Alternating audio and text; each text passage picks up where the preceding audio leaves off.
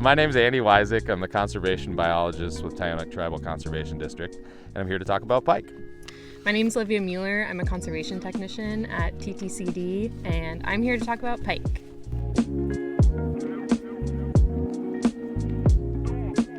So for the month of June, Tyonek Tribal Conservation District sets up a camp, and we carry out an eradication and suppression effort in a couple systems in the Beluga Tyonek watershed. So at 3 Mile Lake, at Roller Coaster Lake, at Chuitbuna Lake, and in Second Lake, we're doing some pike suppression efforts.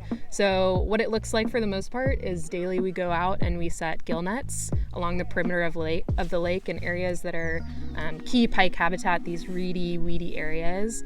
We let those nets sit and we go and check them. And we're overall just trying to kill as many pike as we can to give these salmon a chance and ensure that their genetics are making it in and out of the system so they can carry on for many years.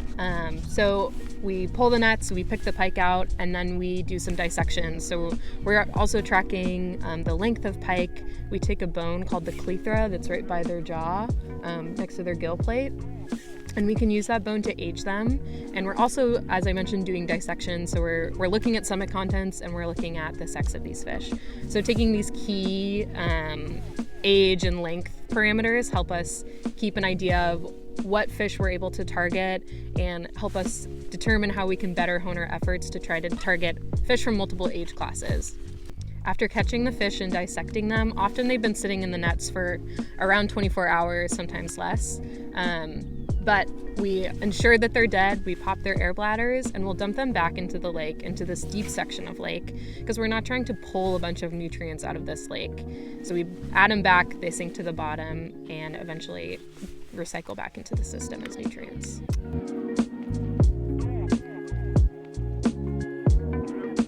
This pike camp has been a pretty successful season. We're trying some new netting methods. We're using some nets that are honed to target these small fish that are in age class that we've been missing in the past. And because of this, we're catching a lot of these smaller fish that in past years haven't made it into our nets. So I think we're doing a better job at targeting a wide range of age classes. We are now 3 weeks into pike camp and we're over 1,000 fish removed in. So going pretty well.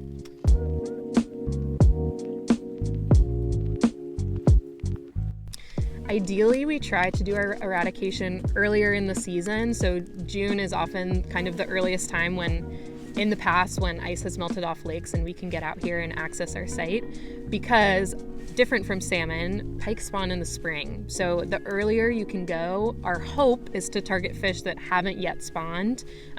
We haven't had a ton of success with that yet. We are still seeing some fish that have spawned this early, but ideally you want to hit fish as early as you can so that if they haven't yet spawned, you can pull them out before they have a chance to set up the next generation.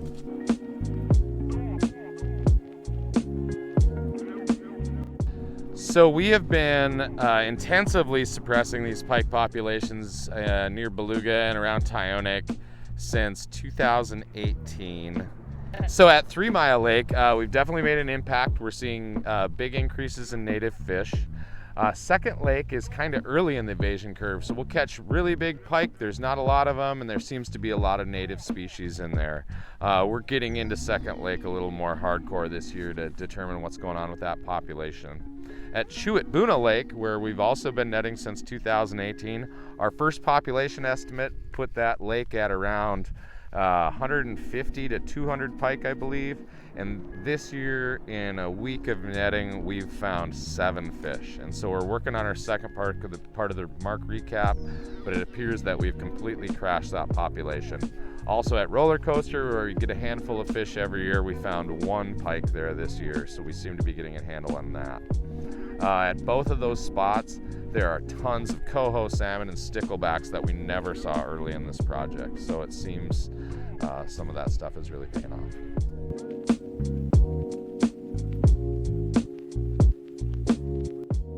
lakes all along this side, and including Theodore River, Lewis River, Squentna Rivers up into there, which are all heavily impacted by pike, are all a main source of the subsistence resources, especially king salmon and other salmonids for the Tabona people. And so every one of these pike we're able to take out could be eating dozens and dozens of juvenile salmon every week. And so every one that we take out, I take it as at least one salmon getting back to the lake. And so these are fish that'll directly land in subsistence nets on the west side of Cook Inlet.